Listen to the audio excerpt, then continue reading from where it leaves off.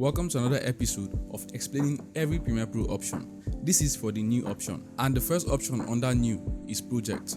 The project option is where you click to begin a new project. This is where it all happens. The second one is production. A production is a collection of Premiere projects located in a folder linked via a production file that stores info about all of them. The project files share the same assets, and it helps in long productions where many editors can work on the same project at the same time. Put simply, a production is a way of organizing a bunch of projects. And the third one is sequence. A sequence is where you do your editing. It is where you put together your video. Here, you can set your video resolution, your frame rate, your aspect ratio, and a bunch of other things. The next one is sequence from clip. A sequence from clip is the same thing as a sequence basically. You can use it to create a sequence too in a faster way using the settings and information from the selected clip. Clicking this will create a new sequence for you based on the file information or the settings of the clip you select. As you can see right now, it is not selectable because I did not select any clip. But when I go back here and select a clip from my projects, and I go back to file, new, and then sequence from clip, you can see that it is selectable. So if I click this sequence from clip, it will create a sequence with this clip, with the settings of this clip, which includes the frame rate, the resolution, the aspect ratio, and everything that has to do with this clip. It will basically mirror the clip settings to create a new sequence. And the next one under new is bin. You see, bin, simply put, a bin is a folder where you can store your assets. Clicking this will create a new bin or folder inside of your project. You can use this to keep your project organized. The next one is bin from selection.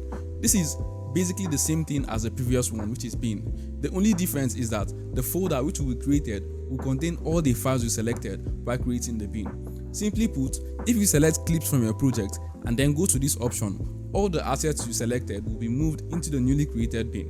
That's the difference between this and the normal bin option. So when I select clips like this, let's say this is the clip I want to put into a folder. When I select it and I go to file, new, and then bin from selection, selecting this, a folder will be created or a bin will be created containing that clip.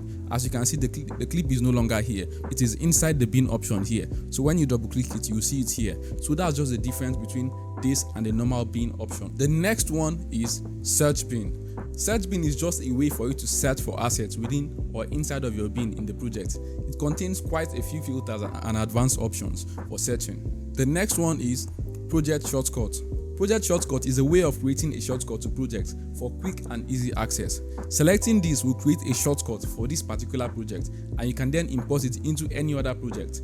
Double-clicking on that shortcut will open that project for you, so you can easily get assets or files without opening the project completely. The next one is an offline file.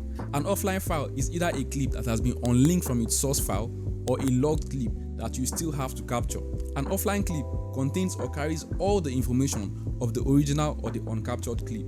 Let's say you are working on a project and in between the edit, you discover that you didn't shoot a scene or the scene is somehow missing, but you don't want to completely stop the edit. You can simply create an offline file and use it in the duration of that timeline, and then you can replace it much later when the clip has been captured. The good thing about an offline file is that when you put it on a timeline, even if you forget and want to export the project, Premiere will let you know that, look, there's an offline file in this project. Do you wish to still export the video? So you never forget to replace that clip in your timeline before exporting. The next one is an adjustment layer. An adjustment layer is a transparent layer and one of the most used layer options in Premiere. You can use an adjustment layer to apply the same effect to multiple clips on the timeline. Effects applied to an adjustment layer affect all the layers below it. The next one is a Photoshop file. A Photoshop file is an option that allows you to import Photoshop files with all its layers and assets into Premiere Pro. The next one is bars and tones. Bars and tones in Premiere is a tool used primarily in the broadcasting industry. The bars refers to the color bars you might see at the beginning of a video. These bars are used to calibrate color accuracy. If the colors on the color bars are not displayed correctly on a monitor, it indicates that the monitor's color settings are not accurate and need adjustments. The tone refers to a specific audio tone used to calibrate audio levels, usually around -12 dB. The next one is black video. A black video is a blank video segment that you can use as a placeholder or filler in your project. It is essentially a clip of pure black color that you can adjust to any duration you need. The next one is a color matte. It is essentially a blank clip that you can apply any color to. This is useful for when you want to create a title screen, a video, or when you want to use a specific color as a background for a certain part of your video. The next one is the universal counting leader. This is a tool that helps you to add a countdown at the beginning of your video. The next one is transparent video. This is similar to an adjustment layer. If you want to put an effect but you don't want to put it directly on the main clip, you can create a transparent video and apply your effect on it without necessarily messing up the main clip. That's it for the new option in Premiere. I'll be going into other options in the next video, so make sure you hit the subscribe button, and if you found this video helpful, hit the like button. See you in the next one.